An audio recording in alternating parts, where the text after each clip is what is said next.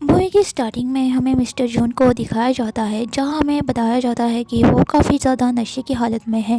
वहाँ खड़ी लड़कियों ने उन्हें काफ़ी ज़्यादा ड्रिंक पिला दी है और वो माहौल थोड़ा सा पार्टी जैसा भी था, लेकिन वहाँ पर पार्टी नहीं चल रही थी। नशे की हालत में मिस्टर जून उन लड़कियों से कहते हैं कि मुझे हाथ मत लगाना और यहाँ से सब लोग चले जाओ। वो लड़कियाँ बोलने लगी कि इन्हें इतनी ज़्यादा ड्रिंक पिलाने के बाद भी नशा नहीं आया और ये हमें जाने का कह रहे हैं। इसलिए वो लड़कियाँ वहाँ से जाने लगती है। जाते वक्त उनमें से एक लड़की कह रही होती है कि लगता है मिस्टर जून को लड़कियों में कोई इंटरेस्ट नहीं है। वो लड़कियाँ बाहर जा ही रही होती है तभी हमें हमारी फीमेल लीड दिखाई जाती है, जिसका नाम यून है। यून काफ़ी ज़्यादा कंफ्यूज हो रही थी। वो सोच रही थी कि उसे अंदर जाना चाहिए या फिर नहीं जाना चाहिए, लेकिन यान ऐसी सिचुएशन में फंसी हुई थी जिसे अंदर जाना ही पड़ता है। जाते वक्त वो उन लड़कियों से पूछती है कि फ़ोटोशूट कहाँ हो रहा है, यानी कि वो सिर्फ वहाँ पर फ़ोटोशूट के लिए आई हुई थी। वो लड़कियाँ यून से कहती है कि तुम इतना भोला बनने की नाटक भी मत करो। यून उन्हें इग्नोर करके अंदर जाने लगती है। अंदर जाके वो देखती है कि मिस्टर जॉन काफ़ी ज़्यादा नशे की हालत में थे। यान मिस्टर जॉन से पूछती है कि यहाँ पर मुझे फ़ोटो शूट के लिए आना था, मॉडलिंग के लिए। क्या आप ही वो हो जिसने मुझे बुलाया है और आप ही मेरा फ़ोटोज़ लेने वाले हो? मिस्टर जॉन कुछ भी नहीं कहता और गुस्से में उसे कहता है कि तुम्हें यहाँ से चले जाना चाहिए। यून को लग रहा होता है कि शायद वो किसी गलत जगह पर तो नहीं आ गई, इसलिए वो वहाँ से जाने लगती है, लेकिन उसका पैर फिसल जाता है और वो गिर जाती है। मिस्टर जून को लग रहा होता है कि यून भी उन्हीं लड़कियों में से है और वो उसका ध्यान खींचने के लिए ये सब कर रही है, पर वैसा कुछ भी नहीं था। यून को काफ़ी ज़्यादा दर्द हो रहा था। जैसे कि तैसे कर कर वो उठती है और बाहर जाने लगती है, तभी मिस्टर जून उनका हाथ पकड़ लेता है और उसे अपने पास खींचता है और कहता है, अगर तुम यहाँ पर आ ही गई हो तो एक मेरा काम करके जाओ। वो उसके काफ़ी ज़्यादा करीब जाने लगता है, लेकिन युआन कहती है कि मैं यहाँ इन सब के लिए नहीं आई। मैं एक मॉडल हूँ और मुझे फ़ोटो शूट करवाना था, जिसकी वजह से मुझे पैसे मिलते और वो पैसे मैं मेरी स्कूल की फ़ीस में लगा देती और मुझे पैसों की बहुत ज़्यादा ज़रूरत है। मिस्टर जॉन उसे कहने लगा कि तुम्हें कितने पैसों की ज़रूरत है, तुम्हें जितने भी पैसे चाहिए उतने पैसे मैं तुम्हें दूंगा। लेकिन यान वो सब करने के लिए वहाँ पर नहीं आई थी, इसलिए वो वहाँ से जाने लगती है। लेकिन फिर वो सोचती है कि एक ही रात की तो बात है, मुझे मेरे पैसे भी मिल जाएंगे और मेरी स्कूल भी फीस भरी जाएगी, इसलिए वो रुक जाती है। वो कहता है कि तैयार होकर मेरे रूम में आ जाओ, इसलिए यान उसके रूम में चली जाती है, जहाँ पर वो बाथटब में बैठा हुआ था। यान ये सोच रही होती है कि उसे उसके पास जाना है और उसे खुश करना है, जिसके वो मुझे पैसे देगा। लेकिन मिस्टर जून ने उसे तैयार होने के लिए इसलिए कहा था क्योंकि वो दोनों फ़ोटो शूट कर सके, ना कि वो उसके पास जा सके। लेकिन यून ये सोच रही थी कि उसे मिस्टर जॉन को खुश करना है, इसीलिए वो उस बाथटब में जाकर बैठ जाती है। नशे की हालत में मिस्टर जॉन को कुछ भी नहीं समझ आता, इसलिए वो दोनों एक साथ एक प्यारा सा मोमेंट स्पेंड करते हैं। रात ऐसे ही बीत जाती है। सुबह उठकर मिस्टर जॉन देखता है कि उसके बेड पर खून के निशान पड़े हुए हैं, साथ में वहाँ पर यौन भी थी। वो उससे कहती है कि हमने पूरी रात साथ बिताई, जिसके पैसे मुझे चाहिए। मिस्टर जॉन गुस्से में कहता है कि तुम वो पैसे ले लेना, लेकिन तुम कभी भी मुझे अपना शक्ल मत दिखाना, ना ही तुम मेरे कभी सामने आना। ये सुनकर यान कहती है कि ठीक है, इसकी परवाह आप ना करें। मिस्टर जॉन यान से कहता है कि तुम अपना नंबर वहाँ पर लिख दो और मैं तुम्हें उतने पैसे ट्रांसफ़र कर दूँगा जितने तुमने कहे थे। यान नंबर लिखकर वहाँ से जाने लगती है, तभी उसकी स्कूल की क्लासमेट उसे देख लेती है वहाँ से जाते वक्त और वो उसका फ़ोटो खींच लेती है। जब यान डॉक्टर के पास जा रही होती है तो वो लड़की उसके बाकी दोस्तों को भी बुला लेती है और वो बातें कर रही होते हैं कि यान वहाँ पर क्या कर रही थी और वो हॉस्पिटल में क्या कर रही है।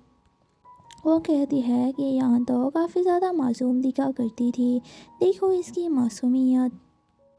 डॉक्टर उन लड़कियों को बातें करते वक्त देख लेती है और उन लड़कियों को डांटती है और कहती है कि यहाँ से निकल जाओ। दूसरी तरफ हम यान को देख रहे होते हैं जो डॉक्टर के पास बैठी हुई होती है। जब वो अपना फ़ोन चेक करती है तब उसे पता चलता है कि 3 मिलियन उसके बैंक अकाउंट में आ चुके हैं।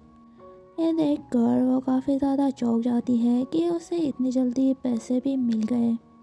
असल में यान काफ़ी ज़्यादा मासूम और प्यारी सी लड़की थी। उसकी माँ का सपना था कि वो पढ़ लिख कर एक अच्छी ज़िंदगी बिताए और वो चाहती थी कि वो अपनी माँ का सपना पूरा कर पाए, जिसके लिए वो किसी भी हद तक जाने के लिए तैयार थी। डॉक्टर उससे कहने लगी कि तुमने खुद की सेहत पर ध्यान देना चाहिए, ना कि किसी लड़कों पर। दूसरी तरफ हमें मिस्टर जून को दिखाया गया जो कि अपनी कंपनी में बैठकर काम कर रहे थे। उनके पास उनका सेक्रेटरी खड़ा हुआ था। वो सेक्रेटरी उनसे कहता है कि हमें स्कूल में जाना है। यान स्कूल के साथ हमारे रिलेशंस काफ़ी ज़्यादा अच्छे हैं और हेड टीचर शेयर होल्डर भी है और उन्होंने हमें इनवाइट किया है सर, आपको वहाँ पर ज़रूर जाना चाहिए। जॉब में मिस्टर यान कहता है कि ठीक है, मैं चला जाऊंगा। सेक्रेटरी उससे कहता है जिस स्कूल में आप जाने वाले हैं उस स्कूल में वो लड़की भी पढ़ती है जिससे आप लास्ट नाइट मिले थे। अगर आप चाहते हैं तो वहाँ पर कुछ रोमांटिक सा मैं कर सकता हूँ आपके लिए मैनेज। मिस्टर जॉन कहने लगते हैं कि पैसों के पीछे भागने वाली लड़कियों से मैं ज़्यादा रिश्ते नहीं बनाता। ये सुनकर सेक्रेटरी कहने लगता है शायद यान की कोई मजबूरी भी हो सकती है, आपको ऐसा नहीं करना चाहिए। और मैंने पता किया है कि उसने काफ़ी दिनों से उसकी स्कूल फ़ीस नहीं भरी थी, जिसके वजह से उसे वहाँ से निकाला भी जाना था, शायद इसलिए उसने आपके साथ ऐसा किया हो। मिस्टर जॉन कहता है कि स्कूल फ़ीस भरने के लिए उसने मुझसे इतने ज़्यादा पैसे क्यों मांगे। लेकिन तभी उसके फ़ोन पर मैसेज आता है कि यान ने उसे पैसे वापस कर दिए हैं, जितने उसे चाहिए थे उसने उतने ही रखे हैं और उसने काफ़ी ज़्यादा पैसे वापस कर दिए हैं। ये देखकर मिस्टर जॉन को काफ़ी ज़्यादा अजीब लग रहा होता है। दूसरी तरफ यान की तबीयत काफ़ी ज़्यादा ख़राब हो रही होती है, उसे उल्टियाँ आने लगती है। वो अपने डॉक्टर के पास जाती है। उसके डॉक्टर उससे पूछती है कि तुम्हें इतनी ज़्यादा उल्टियाँ क्यों हो रही है, कहीं तुम प्रेग्नेंट तो नहीं। लेकिन यान मना कर देती है क्योंकि उसे मिस्टर जून की एक बात याद आती है जो कहता है कि तुम टेंशन मत लेना। जब यान ने उससे कहा था कि आपने प्रोटेक्शन यूज़ नहीं किया। मिस्टर जॉन कहने लगता है कि मेरा डॉक्टर तुम्हें संभाल लेगा। इसलिए यान वहाँ पर कुछ भी नहीं बताती और वहाँ से चली जाती है। जाने के बाद वो स्कूल में जाती है और अपने फ्रेंड से मिलती है। उसकी दोस्त कहती है कि तुम्हें इतना टाइम कहाँ पर लग गया, यहाँ पर कोई आने वाला है और हमें उसके स्वागत के लिए तैयार रहना है। तो यान कहने लगती है कि मेरी तबीयत ठीक नहीं है और मुझे आज के लिए छुट्टी चाहिए। लेकिन साथ में खड़ी हुई लड़की जिसने यान को होटल में देखा था वो कहती है, उसका नाम ली है, और वो कहती है कि तुम जब होटल में जाती हो भोले वाले लड़कों को फंसाने के लिए तब तो तुम्हारी तबीयत ख़राब नहीं होती, और अब तुम्हारी तबीयत ख़राब होने वाली है जबकि स्कूल में सबसे ज़्यादा स्पेशल इंसान आने वाला है। यह सुनकर सभी लड़कियां हंसने लगती हैं और बेचारी यान का मजाक उड़ जाता है। थोड़ी देर बाद मिस्टर जॉन स्कूल में आ जाते हैं और यान की तरफ देखते हैं और देखते ही रह जाते हैं, और यान भी उन्हीं की तरफ देख रही होती है। यान को आता है कि उन्होंने कहा था कि तुम मुझे अपनी शक्ल कभी भी मत दिखाना, लेकिन अब हम दोनों साथ में खड़े हैं, क्या उनका राज रखने के लिए वो मुझे मार देंगे। वो सब ऐसी बातें सोच रही होती है। फिर हमें दिखाया जाता है कि मिस्टर जून को कॉलेज में किस लिए बुलाया गया था। जो स्टूडेंट वहाँ पर सबसे ज़्यादा मेहनत करते हैं और फर्स्ट आते हैं उन्हें उनके हाथ से अवार्ड देना था। और हर बार की तरफ यान ही फर्स्ट आई थी क्योंकि वो काफ़ी ज़्यादा मेहनती और काबिल है। मिस्टर जो नाम अनाउंस करते हैं तभी साथ में बैठी हुई वो लड़की काफ़ी ज़्यादा शॉक हो जाती है। उसे लगता है कि अवार्ड उसे मिलेगा क्योंकि उसकी मॉम ने उस स्कूल के लिए काफ़ी कुछ किया है।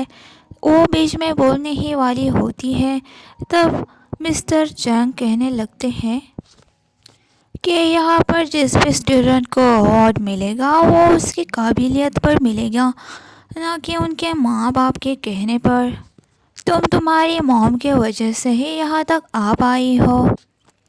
सभी स्टूडेंट आपस में बातें करने लगते हैं। वो कहते हैं हमें तो लगा था कि ये मेहनती है और काबिल है इसीलिए ये हमेशा पास होती है, लेकिन ये तो अपनी माँ बाप के बदौलत पास हो रही है। अब यान को अवार्ड लेने के लिए स्टेज पर बुलाया जाता है और यान वहाँ पर जाती है। मिस्टर जून उसे अवार्ड देने वाला होता है लेकिन तभी वहाँ पर लिया आ जाती है और कहती है क्या यहाँ सब लोग मेहनत के बदौलत ही पास हुए हैं। और वो यान का होटल वाला फ़ोटो सबको दिखाने लगती है। कहती है कि ये किससे मिलने गई थी वहाँ पर। लेकिन तब स्क्रीन पर बड़ा फ़ोटो आता है जहाँ पर ली एक बुरे इंसान के साथ थी जो कि उसी हॉस्पिटल का था। ली कहने लगती है कि मैं उस आदमी से प्यार करती थी, तो क्या हुआ, प्यार करना कोई गलत बात तो नहीं है। पर यान उस होटल में क्या करने गई थी। सभी लोग यान की तरफ देख रहे होते हैं। यान के पास कोई भी जवाब नहीं होता। तब मिस्टर जॉन कहने लगते हैं कि वो मेरे से मिलने आई थी। मैं जिसको भी अवार्ड देता हूँ मुझे उसके बारे में सभी डिटेल्स जाननी होती है, इसलिए मैंने उसे बुलाया था।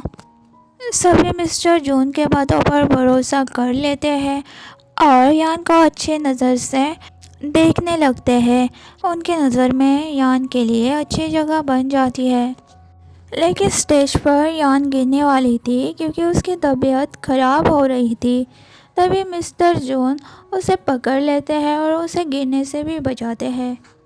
फिर हमें दिखाया जाता है यान अपने डॉक्टर के साथ है। उसकी तबीयत ख़राब है और उनका चेकअप हो चुका है। उसकी डॉक्टर उसे बताती है कि तुम प्रेग्नेंट हो। यान ये सुनकर तो डर जाती है कि वो प्रेग्नेंट कैसे हो गई। मिस्टर जॉन ने तो कहा था कि कुछ भी नहीं होगा। और डॉक्टर से कहती है कि मुझे अबॉर्शन करना होगा। डॉक्टर कहती है कि ठीक है, लेकिन तुम्हें पहले बच्चे के बाप से मिलाना होगा। यान कहती है कि कोई भी नहीं है बच्चे का बाप और आप जल्दी से अबॉर्शन करवा दें। डॉक्टर को थोड़ा सा बुरा लगता है लेकिन वो तैयार हो जाती है। यान हॉस्पिटल से बाहर आती है तब उसे मिस्टर जून देख लेते हैं क्योंकि वो अपने दादाजी के साथ वहाँ पर आए हुए थे क्योंकि उनकी दादाजी की तबीयत ख़राब थी। वो यान के डॉक्टर से मिलने के लिए चले जाते हैं। वो कहते हैं कि वो लड़की आई थी वो कौन थी और वो यहाँ पर क्यों आई थी। वो सब कुछ बता देती है। वो कहती है कि उससे किसी ने प्रेग्नेंट कर दिया है। लोग कितने जाहिल हो चुके हैं, ऐसे बच्चियों को प्रेग्नेंट कर कर छोड़ देते हैं। ये सुनकर मिस्टर जून के दादाजी कहने लगते हैं कि देखो यहाँ मुझे एक पौधा चाहिए और मुझे मिल नहीं रहा और ये लड़की ऑपरेशन करवाने वाली है। क्या ही दुनिया हो चुकी है ना। अगर मेरा पोता ये सब करता तो मैं उसे बहुत मारता क्योंकि ये गलत है। ये सुनकर मिस्टर जॉन को लग रहा होता है कि उसके दादाजी उन्हीं के बारे में बात कर रहे हैं। तभी मिस्टर जॉन कहने लगते हैं कि क्या पता ये मेरा ही बेटा हो। ये सुनकर वो दादाजी तो काफ़ी ज़्यादा सदमे में चले जाते हैं। फिर हमें दिखाया जाता है यून को। यून अपने आंटी के पास जा रही होती है। वो अपने आंटी के पास कुछ लोगों को देखते हैं जो कि मॉडलिंग के लिए आए हुए थे, यानी यून को मॉडलिंग करनी थी। उसकी आंट उसे बोलने लगती है कि तुमने इतनी देर क्यों लगा दी आने में, और उससे गुस्सा भी होती है। यान कहती है कि फ़ोटोशूट की सारी तैयारी हो गई और मुझे फ़ोटोशूट कहाँ पर करना है। तभी वो आदमी कहने लगता है कि सारी तैयारियां पहले से ही कर ली गई है और हमें अब फ़ोटोशूट करवाना है। वो कहती है कि पहला पोस्ट क्या करना होगा। तब वो आदमी बहुत ही अश्लील अंदाज में उसके पास जाने लगता है और कहता है कि हम पहले किस करेंगे।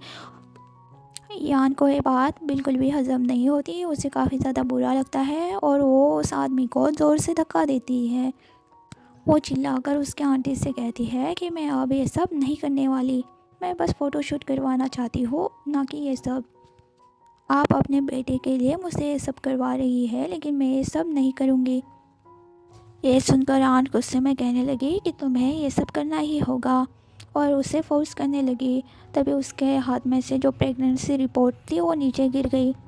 आंटी को पता चला कि आंट प्रेग्नेंट है। ये देखकर वो तो शॉक ही हो गई और कहने लगी कि तुमने ये क्या कर दिया, तुम किस इंसान के साथ प्रेग्नेंट हो चुकी हो। ये देखकर साथ खड़ा हुआ आदमी भी कहने लगा कि ये तो पहले से प्रेग्नेंट है और तुमने मुझसे इतने ज़्यादा पैसे किस चीज़ के लिए लिए हैं। मैं ये काम बिल्कुल भी नहीं करने वाला अब, और मुझे मेरे सारे के सारे पैसे वापस चाहिए। ये सब की वजह से यान चक्कर खाकर गिर जाती है। सामने खड़ी आंट कहती है कि मुझे कुछ ना कुछ तो करना होगा और तुम्हें ये काम कैसे भी करके करना ही पड़ेगा। ये सब हो ही रहा था, उसे ढूंढते ढूंढते मिस्टर जॉन भी वहाँ पर आ जाते हैं। वो उसकी आंट से कह रहा होता है कि क्या टियान यहाँ पर आई हुई है और मुझे उससे मिलना है, पर उसकी आंट कहती है कि टियान अभी तक घर नहीं आई, जब वो आएगी तब मैं आपको बता दूंगी, लेकिन आप है कौन। मिस्टर जॉन उससे कहते हैं कि क्या तुम टियान की फैमिली मेम्बर हो। तो यान की आंटी कहने लगती है कि हाँ, मैं फैमिली मेम्बर हूँ और टियान हमारे साथ ही रहती है। मिस्टर जॉन को कुछ भी बुरा नहीं लगता और वहाँ से वो चले जाते हैं। तभी यान का भाई कहने लगता है कि क्या यान के पेट में इन्हीं का बच्चा है, ये तो काफ़ी ज़्यादा रिच भी लग रहा है, अगर ऐसा हुआ तो हमारी तो लॉटरी लग जाएगी। तब वो आंटी कहने लगती है कि नहीं, ऐसा कुछ नहीं होगा, हमने पहले ही यान के लिए काफ़ी ज़्यादा पैसे ले लिए हैं उस आदमी से और हमें कुछ नहीं करना, बस हमें यान से अपना काम करवा लेना है और कुछ भी नहीं। मिस्टर जॉन गाड़ी में जाके बैठ जाता है। तभी उन्हें उनके डैड का कॉल आता है। वो कहते हैं कि तुम्हें वो लड़की मिली या नहीं, मुझे महसूस हो रहा है कि कुछ तो गलत होने वाला है। और जब भी मिस्टर जॉन के दादाजी को ऐसी फीलिंग आती थी कि कुछ गलत होने वाला है, तो सच में कुछ गलत होने वाला था। कार्मेल सेक्रेटरी बताता है कि मुझे उनकी फैमिली का बिहेवियर कुछ ठीक नहीं लगा, ज़रूर टियान मुसीबत में है। इसलिए मिस्टर जॉन जल्दी से कहने लगते हैं कि गाड़ी घुमाओ, हमें वापस जाना है। और हम देखते हैं कि टियान को उन्होंने कुर्सी से बांध कर रखा है और वो उसके साथ कुछ करने वाले थे। आंटी के हाथ में एक बड़ा सा इंजेक्शन था, वो उसे लगाने वाली थी, पर साथ खड़ा इंसान कहने लगता है कि इसे हमने वो और मारना भी चाहिए क्योंकि ये बहुत ज़्यादा बदतमीज़ है। लेकिन आंटी मना कर देती है और उसे वो इंजेक्शन लगाने वाली होती है। टियान तो मन ही मन में सोच रही होती है कि शायद कोई आ जाए और उसे बचाए, लेकिन फिर वो हार मान लेती है। आंटी उसे इंजेक्शन लगाने ही वाली होती है, तभी दरवाज़ा ओपन होता है और कोई इंसान अंदर आता है। तब वो आदमी जिसका नाम गुण है, गुण वहाँ जाकर कहता है, उसे दूर से ज़्यादा कुछ दिखाई नहीं दे रहा था। वो कहता है कि कौन है और तुमने यहाँ आने की हिम्मत कैसे करी। लेकिन वो मिस्टर जॉन थे। मिस्टर जॉन जब आगे बढ़ते हैं तब उस आदमी को दिखाई देता है कि ये मिस्टर जॉन है और वो शॉक हो जाता है और वही उनसे माफ़ी मांगने लगता है और कहता है कि आप यहाँ कैसे। मिस्टर जॉन कुछ भी नहीं कहता और जल्दी से यान के पास चला जाता है और उसे खोलता है और कहता है कि मेरी गर्लफ्रेंड को हाथ लगाने की किसी ने हिम्मत कैसे करी। वो आदमी कहता है कि मुझे माफ़ कर देना, मुझे पता नहीं था कि ये आपकी गर्लफ्रेंड है। और वो उसके आंटी को भी डांटने लगता है क्योंकि उसने उसे कुछ भी नहीं बताया, पर उसे खुद नहीं पता था। लेकिन यान का भाई समझ चुका था कि ये मिस्टर जॉन है और सभी माफ़ी मांगने लगते हैं। मिस्टर जॉन जाते वक्त कहने लगते हैं कि इन्हें इनकी टांगें तोड़ दो। ये सुनकर यान की आंट काफ़ी ज़्यादा डर जाती है। मिस्टर जॉन टियान को गाड़ी में लेकर आते हैं जहाँ पर टियान सो रही थी। जब टियान को होश आता है तब वो कहती है कि थैंक यू सो मच मुझे वहाँ से बचाने के लिए।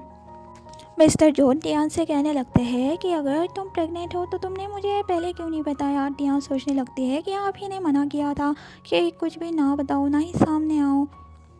मिस्टर जॉन कहने लगते हैं कि अगर तुम भी प्रेग्नेंट हो तो तुम्हें मुझसे शादी कर लेनी चाहिए, चाहे तो शादी के बाद तुम मुझे छोड़ सकती हो, मैं तुम्हें काफ़ी ज़्यादा पैसे भी दे दूँगा। पर टियान मना कर देती है। टियान कहती है कि नहीं, मैं नहीं चाहती कि मेरा बच्चा मेरी जैसी ज़िंदगी जिए। मिस्टर जॉन कहने लगता है कि वो तुम्हारी जैसी ज़िंदगी कभी नहीं जिएगा, मैं काफ़ी ज़्यादा रिच हूँ और मैं उसे काफ़ी ज़्यादा खुश रखूँगा। लेकिन टियान फिर भी मना कर रही होती है। तब मिस्टर जॉन उसे अपने घर पर ले जाते हैं, जहाँ पे काफ़ी ज़्यादा नौकर उनके स्वागत के लिए भी आए हुए थे। टियान के लिए यह माहौल काफ़ी ज़्यादा नया था, उसे कुछ समझ नहीं आ रहा था। तभी मिस्टर जॉन के फादर वहाँ पर आ जाते हैं। वो कहते हैं कि तुम मेरी बहू को ले आए। टियान उन्हें कहती है, हेलो अंकल जी, मैं टियान हूँ। पर मिस्टर जॉन के डैड कहने लगते हैं कि नहीं, तुम मुझे फादर इन लॉ बुला सकती हो क्योंकि तुम अभी मेरे बेटे से शादी करने वाली हो।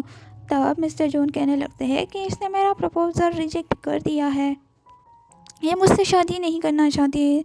तब मिस्टर जॉन के डैड कहने लगते हैं कि मैंने भी तुम्हारी माँ को प्रपोज़ किया था, वो भी एक बार नहीं काफ़ी बार, और मैं काफ़ी बार रिजेक्ट हुआ, लेकिन फिर भी मैंने हार नहीं मानी और तुमसे एक काम ढंग से नहीं हुआ। मिस्टर जॉन कहने लगते हैं कि आपने मॉम को प्रपोज़ नहीं किया था, बल्कि मॉम ने आपको किया था।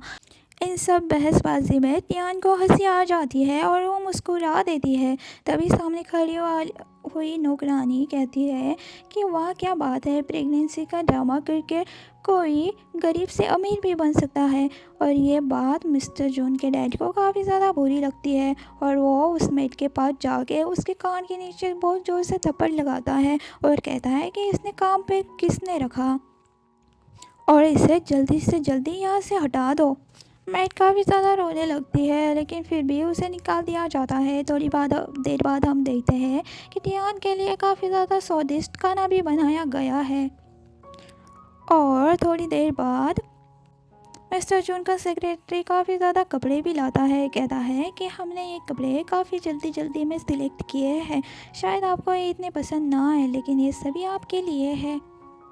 मिस्टर जॉन के पापा उससे काफ़ी ज़्यादा बात करने लगते हैं। तभी मिस्टर जॉन कहते हैं कि टियान नई आई है और हमें उसे आराम करने देना चाहिए। टियान को वहाँ पर सब लोग प्रिंसेस जैसा ट्रीट कर रहे थे, उसके नौकर सब कुछ उसके लिए रेडी कर रहे थे, जैसे बाथटब में नहाना और मेकअप करना। उसे अच्छे से तैयार कर मेडो उसे मिस्टर जॉन के कमरे तक छोड़ देती है और कहती है कि आप अब से यही रहेंगे, ये आप दोनों का कमरा है और मैंने आपके कपड़े भी यहाँ पर ट्रांसफ़र कर दिए हैं। वो उस कमरे को देख ही रही थी, तभी टियान को एक कॉल आता है जिस पर उसके अंकल थे और अंकल उससे कहते हैं कि टियान तुम कहाँ चली गई और तुम्हें जल्द ही घर आ जाना चाहिए। अंकल का आवाज़ सुन के टियान गुमसुम सी हो जाती है, उसके चेहरे का रंग ही उड़ जाता है। वो शीशे में खुद को देखकर सोच रही होती है कि मेरी ज़िंदगी शायद कभी भी नहीं बदल सकती। तभी मिस्टर जॉन वहाँ पर आने लगता है। तभी वो अपने कपड़े ठीक कर लेती है और वो कहती है कि अरे आप यहाँ। तो वो कहता है कि क्या ये मेरा रूम है और क्या मैं यहाँ पर नहीं आ सकता। वो दोनों थोड़ी सी बातें करने लगते हैं। मिस्टर जॉन कहते हैं कि तुम जो काम करती हो वो तुम्हें अब छोड़ देना होगा। यान को लगता है कि मिस्टर जॉन जो वो स्कूल में साफ़ सफाई करती है उस काम के बारे में बात कर रहे हैं। यान कहती है कि मुझे वो काम करने में कोई भी शर्म नहीं आती, बल्कि ये मेरे पसंद का काम है। मिस्टर जॉन किसी और ही काम के बारे में बात कर रहा था, जिसे उसे लग रहा था कि टियान खुद को बेचती है हमेशा, और वो काम छोड़ने के लिए टियान को कह रहा होता है। टियान कहती है कि वो काम में दिन में 3 बार करती हो।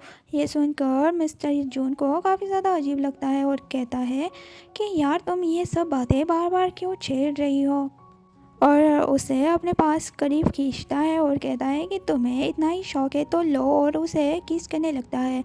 वो उसे बेड पर पटक देता है और उसके करीब जाने वाला होता है, लेकिन टियान मना कर देती है और कहती है कि मेरी भी कुछ इज्जत है। मिस्टर जून कहते हैं, लगता है जब तुम दूसरों के लिए रेडी होती हो तब तो तुम्हारी इज्जत नहीं होती। ये सुनकर यान की आंखों में काफ़ी ज़्यादा आंसू आ जाते हैं। ये देखकर मिस्टर जून पीछे हट जाते हैं और उसे कहते हैं कि अलमारी में बिस्तर रखा हुआ है, तुम उसे लगा लो और उस पर सो जाओ। टियान वैसा ही करती है। जब वो सो रही होती है तब वो मिस्टर जून की तरफ देखकर सोचती है कि यार ये कितना ज़्यादा हैंडसम है और खड़ूस भी। टियान सुबह उठती है और नीचे चली जाती है। तभी मैल उसे देखकर कहती है, क्या आपको रात में ठीक से नींद नहीं आई?